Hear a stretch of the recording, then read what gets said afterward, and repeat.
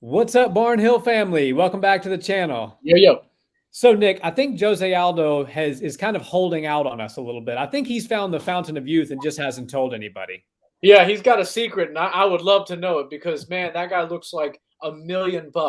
The way his body has taken form at 135 is just ridiculous. He looks more muscular, and I know a lot of times when you suck more fat off of your body and you cut more weight, you tend to look more ripped, but he looks more muscular too. So I think the lifestyle changes that he's made have been all the right moves. He's clearly a living legend, and the respect that he gets all during fight week and throughout from all the other fighters, the people that we revere the most in this sport.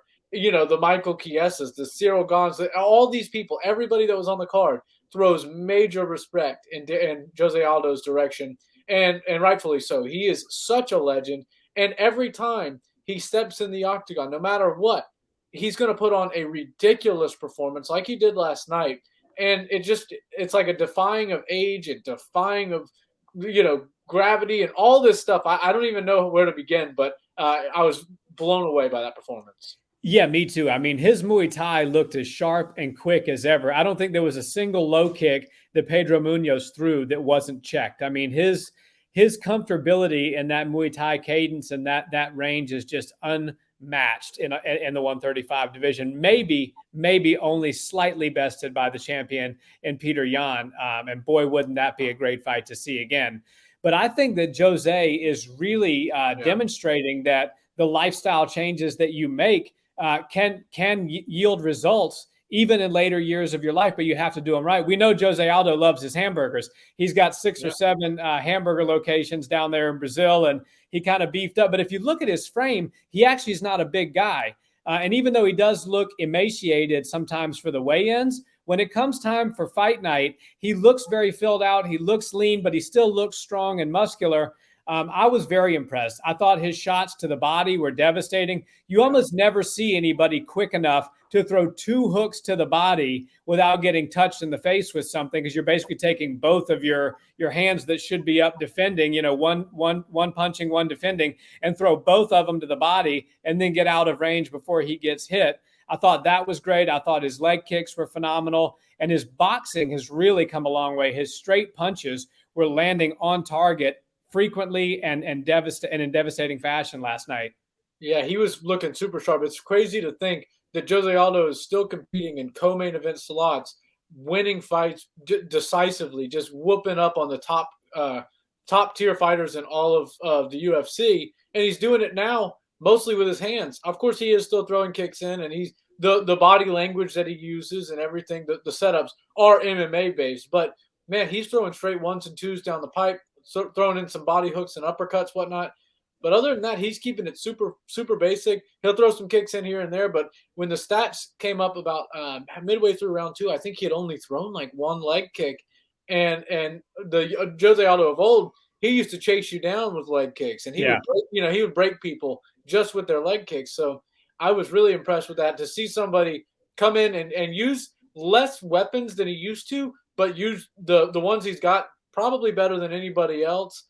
Is very impressive. I cannot wait to see what Jose Aldo does next, and that's something we've been saying now for over a decade. Yeah, I mean, and he keeps reinventing himself and evolving and showing new skills and wrinkles in his game.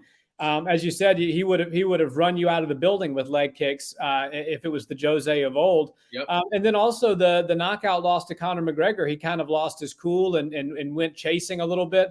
Last night he was right in the pocket. He was prepared for every shot. It was almost like Pedro Munhoz was throwing in slow motion. All of those spinning attacks, I don't think one of them even came close to landing. All of the low kicks, as I said, were checked. Very good disciplined defense. And I think it's so cool because we basically have like a Legends League going on at 135 right now. But at the same time, some of these legends could actually be the champion. I mean, that's not far-fetched to think that Jose Aldo or TJ Dillashaw could be, or even Dominic Cruz for that matter, could be fighting for a championship sometime within the next 12 to 18 months. And then you have all these young studs like your Sanhagens, your champion in Aljamain Sterling, and your, what I guess we'll call him the people's champion, and Peter Yan, since he's not technically the champion right now. I think 135 is hot right now. And I didn't even mention Sean O'Malley's name. Yeah, I mean, 135 has come on in a serious way this year, and they've always been one of the most skillful, but they haven't been one of the most interesting divisions in quite a long time, maybe ever. But right now, they've got some characters, they've got some legends, like you said, and now they're all putting it together. They are actively trying to get really good fights amongst each other going for the fans, for each other, for their own career purposes. And I really like the fact that they're moving forward in this way, and it's not all about keep me safe and just let me go through and find the easiest matchups possible. It's I want to fight the best, the biggest name, the biggest legend, all these people I've looked up to, all these people that look up to me. It's really a cool dynamic for a division. And while there are a couple of divisions that stick out as a little bit slightly more competitive, and I'm talking about 55, 70, and I guess 45, even though they've been a little slow right now. This one is kind of a little bit different. It's a little bit more unique, and I'm drawn to it. We've had so much drama at 155 for so long, and with the changing of the guards, and now we had a vacant title get picked up, and then at 170 you've got Usman, who has kind of distanced himself from everybody else, so it's not quite as competitive. But at 135, somebody that's got the belt right now that a lot of people, not one other top 10 or 15 bantamweight in the world thinks deserves that belt. And he's about to go have to defend it. And then everybody else is lining up. They're all, it's like musical chairs. Everybody's looking for a chair, and they're all getting set up with really nice chairs to dance with. And I just can't wait to see, who holds the belt at the end of this year. And more importantly, who fights for the belt all next year. Yeah, because I think at least my prediction would be that Jan's going to win the rematch against Aldo. I don't, unless he does something stupid like he did in the first fight. I think he matches up well with Aldo, and especially given the fact that he took Aldo down with those Muay Thai style trips. I think that really shows. Everybody said, well, if Aldo's going to win this, he's going to have to out grapple him and take him down and hold him down. Peter was the one who was getting the trips and the takedowns. So I do think Peter's going to win that fight. But then you have TJ, who just came off this great win. Jose, who just came off this great win. Corey Sandhagen, who really didn't lose any steam in the loss. You've got Sean O'Malley. People talk about all the time, well, he's not ranked. Well, that doesn't really matter because Sean O'Malley's fighting in co-main event spots. He's drawing huge numbers. He's drawing huge eyes. And we know the UFC likes to move those people up quickly. So we could, there really, truly is no telling who's going to be fighting for the belt at 135 next year and who's going to be fighting in these number one contender matchups. But all I have to say is I'm here for all of it and can't wait for it. And I was super impressed with Jose last night, the King of Rio.